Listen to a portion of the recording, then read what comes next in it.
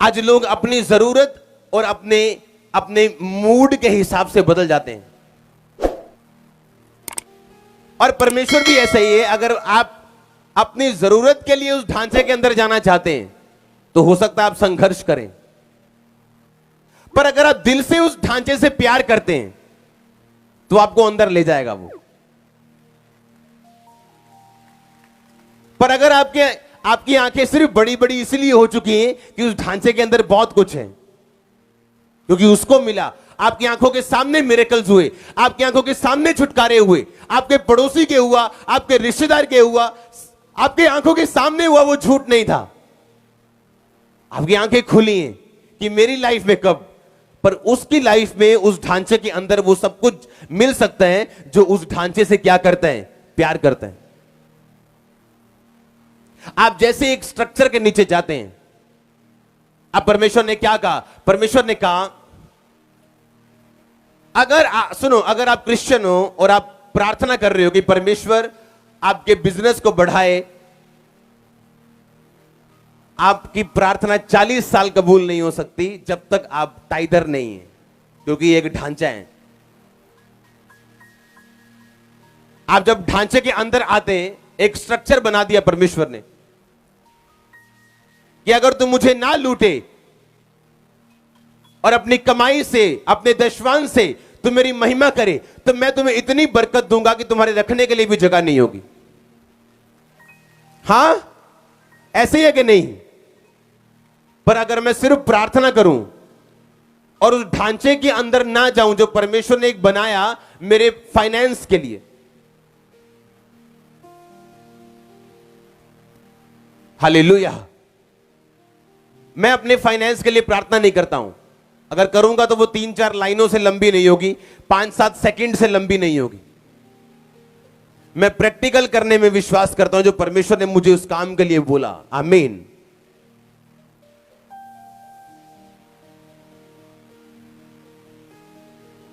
Hallelujah. और जैसे ही आप उस ढांचे के अंदर जाते हैं, आपको मालूम है अपनी हीलिंग के लिए मुझे ये करना है, सबसे पहले मुझे उस ढांचे से प्यार करना है, परमेश्वर से लव करना है, उसके बाद अंदर जाना है, उसके बाद हर एक चीज के लिए एक सिस्टम बना हुआ है। मुझे इंपार्टेशन चाहिए, मुझे अधीनगी करनी, मुझे फाइनेंस में बढ़ना है तो परमेश्वर ने मिनिस्ट्रीज ठहराई, काम ठहराए, जहां आप काम करते हैं परमेश्वर का बोते हैं तो परमेश्वर आपको बढ़ाते हैं। आपको हीलिंग चाहिए, आप हीलिंग मिनिस्ट्री में जाते हैं, आप प्रार्थना करते हैं, उसके कोड़े खाने से मैं चंगा हो चुका हूं, कन्फेस करते हैं, प्रेयर होती, आप हील होते हैं। हर एक चीज के लिए एक ढांचा बनाया परमेश्वर ने। आप इमेजिन करो अगर वो अंधा उस रोड पे ना होता, कहीं और होता, तो यीशु मसीह उसे कभी भी चंगा ना करते। हाँ, और आपने कभी यीशु मसीह को ऐसे चलते नहीं देखा होगा कि यीशु मसीह जा रहे हैं और अंधा बैठा है। आप जानते हैं यीशु मसीह ऐसे बीमारों को चंगा नहीं करते जैसे आप सोचते हैं। अगर कोई अंधा बैठा है तो वो बैठा है, यीशु मसीह उसे चंगा नहीं कर रहे जब तक उस अंधे ने आके डिमांड नहीं की कि परमेश्वर मुझे छुओ, मैं चंगा होना चाहता हूं। यीशु मसीह ने फिर क्वेश्चन किए, क्या तू विश्वास करता है मैं तेरे लिए ये कर सकता हूं? हाँ, मैं विश्वास करता हूं। ऐसे हीलिंग होती थी, डिमांड करने से, उस ढांचे के अंदर जाने से, जो चीज मुझे चाहिए उस पर डिमांड करने से। आमीन। आपको अगर कपड़े चाहिए तो मॉल के अंदर एंट्री करने से कपड़े नहीं मिलते, फिर कपड़े की शॉप ढूंढनी पड़ती, वहां जाना पड़ता है, रेट करना पड़ता है, फिर आप लेते हो। हाँ या ना?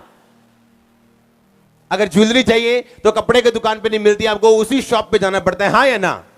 और जैसे ही आप इस ढांचे में प्रवेश करते हो, आप देखते हो कि मुझे इस जीवन में रहने के लिए और टेस्टिमनी देने के लिए, परमेश्वर में खड़े रहने के लिए क्या चाहिए, और आप उस चीज पे काम करना शुरू करते हो। हालेलुया। आप इमेजिन करो, जैसे ही मैं जब अफ्रीका में जाता था अपने फादर के पास, और मैं वापस आके लोगों को बोलता था, अब देखना कैसे काम होते हैं, ऐसे क्यों, अब देखना कैसे चर्च बढ़ती, ऐसे क्यों? क्योंकि मुझे पता होता था कि मैं एक बीज बो के आया हूं जो मुझे फल देने वाला है। वो मेरा एक 100% कंफर्मेशन होती थी बाइबल के वर्ड की कि जो मैं बोऊंगा तो काटूंगा, हाँ या ना? तो मेरे को मालूम होता था कि मैं एक बीज बो के जा रहा हूं, तो इंडिया मेरा सेम नहीं है जब मैं जाऊंगा तो। और ऐसा होता था। क्यों? क्योंकि मैं एक स्ट्रक्चर में, एक ढांचे में चला गया और अपने विषय में मैंने काम किया और प्रार्थना की। हालेलुया।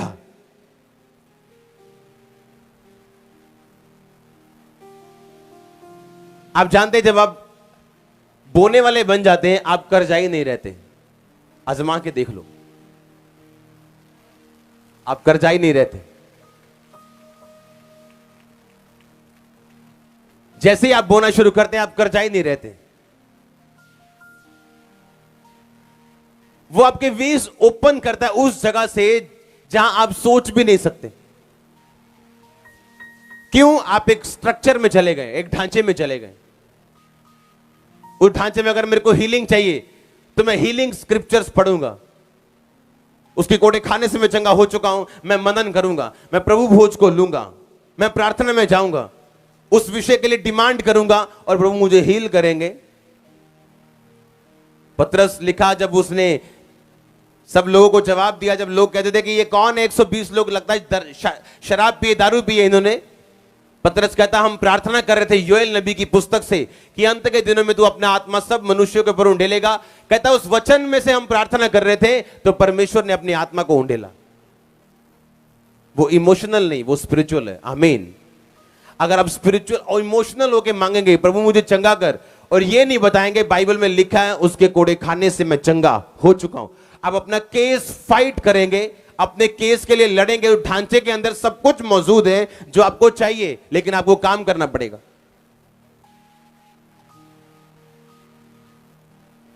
हालेलुया। आप जानते हैं, एक स्ट्रक्चर परमेश्वर मैनेज परमेश्वर है, वो अनमैनेज परमेश्वर नहीं, वो एक मैनेज परमेश्वर है। उसने एक ढांचा बनाया और वो ढांचे से वो बाहर नहीं आता। आपके लिए एक स्ट्रक्चर बना दिया, उससे वो बाहर आके काम नहीं करता। अगर आपको अमेरिका की सहूलतें चाहिए तो ग्रीन कार्ड किसका चलेगा? कि इंग्लैंड का चलेगा? हां, अगर इंग्लैंड की सहूलतें चाहिए, ग्रीन कार्ड किसका चलेगा? अगर इंडिया में रहना तो आधार कार्ड किसका चलेगा? इंडिया का चलेगा। इंडिया के आधार कार्ड से नेपाल में चले जाओगे, आशीष मिलेगी? वहां के लोग आपको मानेंगे? गैस कनेक्शन देंगे? नहीं, क्योंकि एक ढांचा बना, परमेश्वर ने एक ढांचा बनाया। आप जानते हैं वो ढांचा इतना जबरदस्त और खतरनाक है और इतना आशीषित है, अगर आप वो ढांचे को समझ जाएं, आप सफर नहीं करेंगे अपनी लाइफ में। आप जानते हैं, जब मरियम और हारून ने मूसा का विरोध किया, आप जानते हैं वो विरोध सही था, पर परमेश्वर ने मूसा को कुछ नहीं बोला और मरियम को कोड़ी कर दिया। हाँ या ना? क्यों? क्योंकि एक ढांचे के मुताबिक आप में और आपके फादर में हमेशा आपका फादर राइट है।